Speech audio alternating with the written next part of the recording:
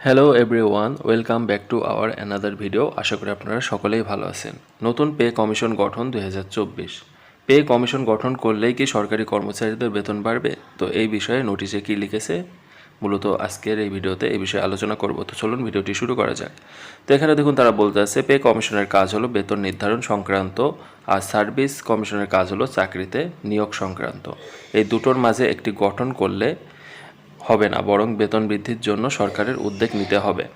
বৈষম্য বিরোধী সরকারি কর্মচারী আন্দোলন ঐক্য পরিষদ এখানে দেখুন একটি নোটিশ প্রকাশ করেছে। এখানে তারা বলছে বরাবর সচিব, অর্থ বিভাগ, অর্থ মন্ত্রণালয়, বাংলাদেশ সচিবালয়, ঢাকা বিভাগ পে কমিশন অথবা সার্ভিস কমিশন গঠন।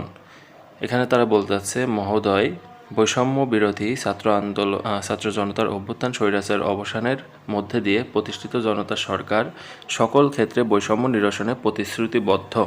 দেশের জনগণের সেবা প্রদানের জন্য গণপ্রজাতন্ত্রী বাংলাদেশ সরকার কর্মে নিয়োজিত সকল কর্মকর্তা কর্মচারী নিরলসভাবে সততা ও নিষ্ঠার সাথে কাজ করে যাচ্ছে।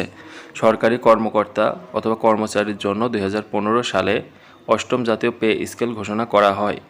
2015 সালে অষ্টম জাতীয় পে স্কেল ঘোষণার পর ইতিমধ্যে 9 বছর অতিক্রম হয়েছে, কিন্তু অদ্যাবধি কোনো পে স্কেল প্রদান করা হয়নি। বর্তমান মূল্যস্ফীতির হার প্রায় 10%। মূল্যস্ফীতির কারণে বাজারে মূল্যের সাথে বেতন কাঠামোর ব্যাপক ব্যবধান সৃষ্টি হয়েছে। 21 অক্টোবর 2022 তারিখ গবেষণা প্রতিষ্ঠান centre for policy dialogue CPD কর্তৃক দৈনিক প্রথম আলো পত্রিকায় প্রকাশিত প্রতিবেদনে উল্লেখ করা হয় যে 4 সদস্য বিশিষ্ট একটি পরিবারের মৌলিক চাহিদা পূরণের জন্য ন্যূনতম 22,000 টাকা প্রয়োজন। ফলে বিদ্যমান পে স্কেল অনুযায়ী প্রাপ্য বেতন 4 সদস্য বিশিষ্ট একটি পরিবারের মৌলিক চাহিদা পূরণ কষ্টসাধ্য।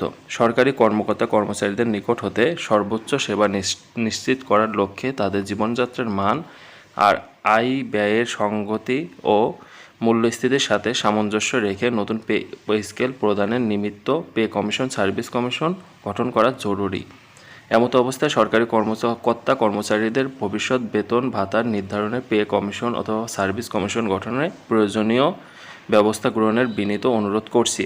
তো এখানে দেখুন বিনীত মুমিনুর রশিদ সিদ্দিকী আহ্বায়ক ও বেলাল হোসেন সদস্য সচিব, তারা এই নোটিশে মূলত তারা এই আবেদনটি করেছে। তো এই ছিল মূলত ভিডিও বৈষম্য বিরোধী সরকারি কর্মচারী আন্দোলন ঐক্য পরিষদের কাছে তারা যে আবেদনটি করেছে।